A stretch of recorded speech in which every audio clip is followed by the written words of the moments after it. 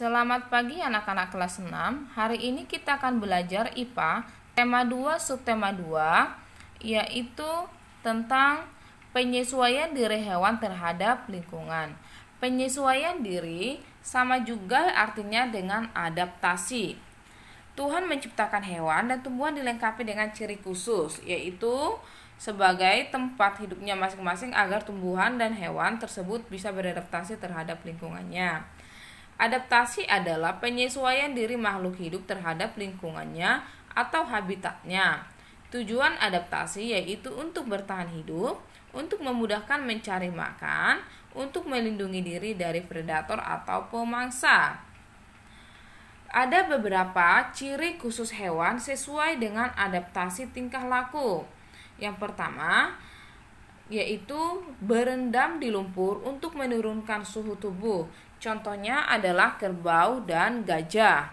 Dan selanjutnya, ada hewan yang berpura-pura mati untuk mengelabui musuh. Contohnya adalah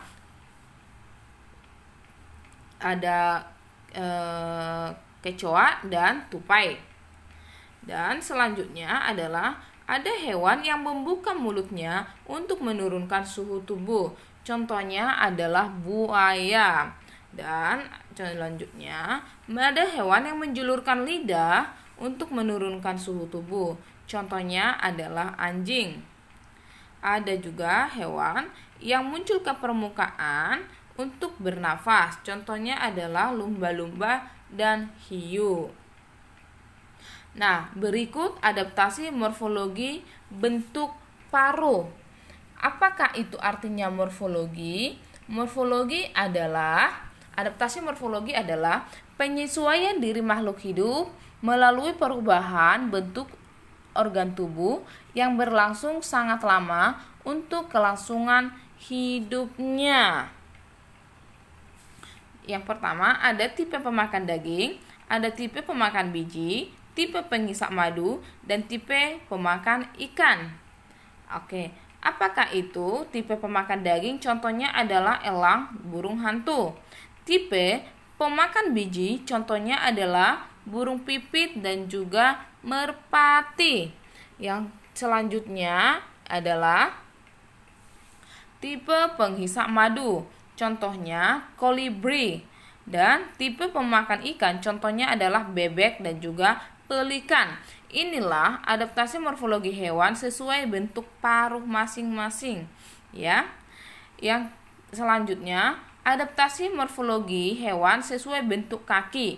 Di sini ada kaki raja wali, burung hantu, elang, ayam, bebek dan juga pelatuk. Nah, kalau bentuk kaki raja wali, burung hantu, elang ini disebut dengan bentuk kaki pencengkram mangsa.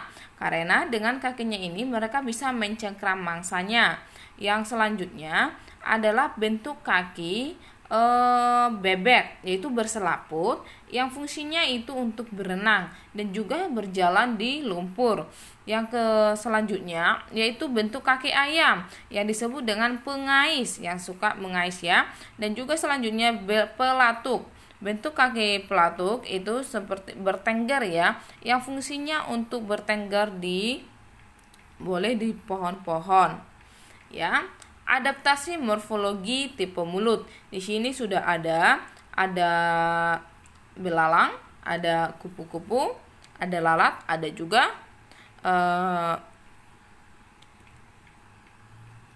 juga nyamuk. Oke, yang pertama yaitu bentuk mulut penggigit dan pengunyah, yaitu adalah miliknya si belalang, ya.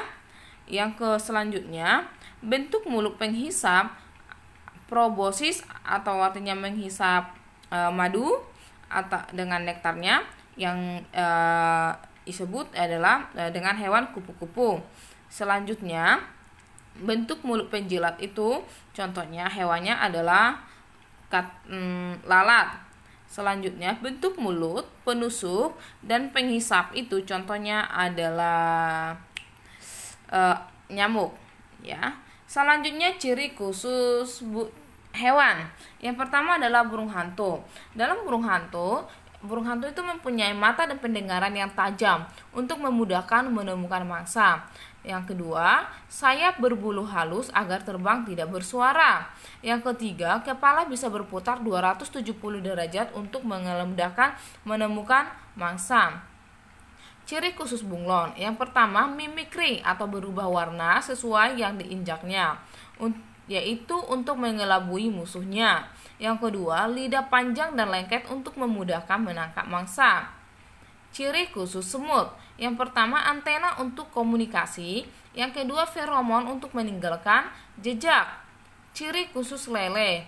Yang pertama, misai untuk alat pendeteksi di lumpur.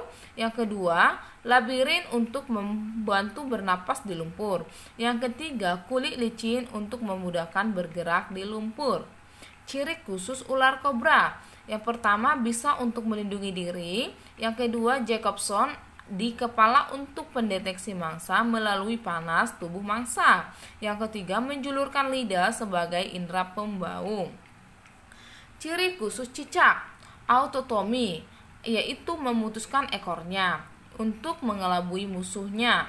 Yang kedua, lidah panjang dan lengket untuk menangkap mangsa. Yang ketiga, memiliki kaki perekat seperti spons penghisap untuk berjalan di dinding.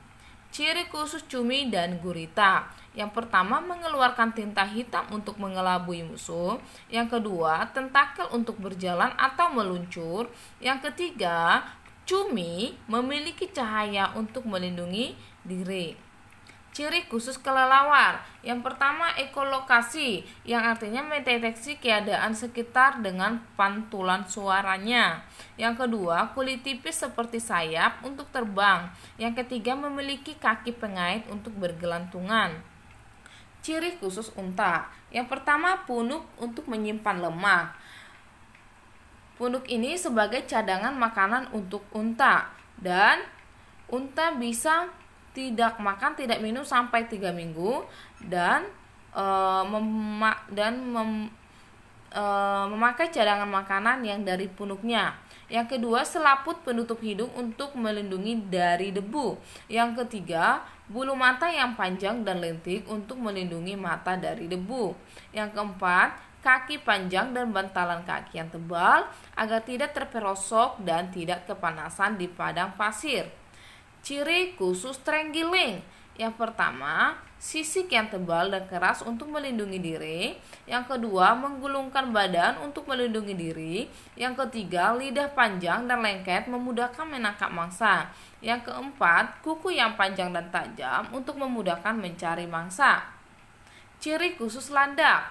Yang pertama, duri untuk melindungi diri.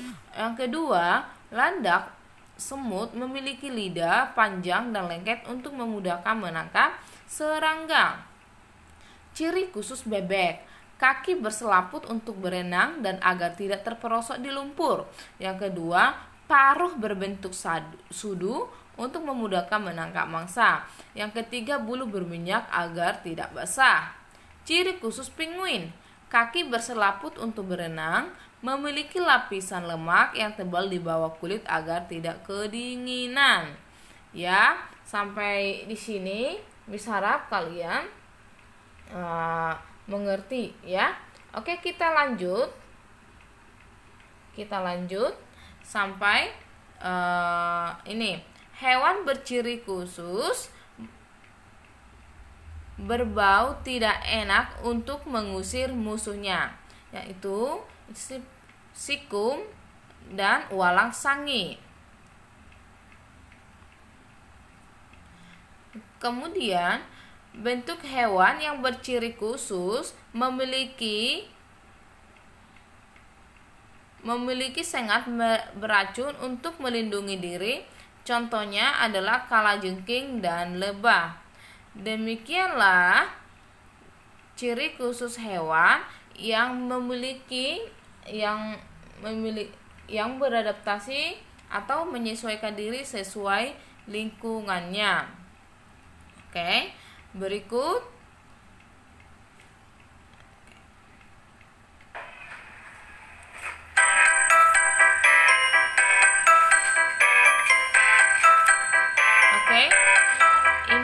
ini Ibu ambil dari Erlangga yang ada di bukunya ya. Nanti bisa di scan yang ada di bukunya, nanti akan seperti ini. Ada ciri-ciri khusus bebek, ya di sini sudah ada yang seperti tadi Miss jelaskan, ya. Oke. Supaya lebih paham, nanti semua yang ada di buku tema N6B-nya itu yang khusus IPA bisa di-scan sendiri ya Nak ya, supaya kalian tahu di sana ada juga hewan-hewan yang seperti katak tadi tidak Ibu sebutkan, nanti supaya tahu apa ciri-ciri khusus hewan tersebut dan bagaimana hewan tersebut bisa melindungi diri mereka masing-masing. Oke. Sampai di sini Miss harap kalian mengerti ya.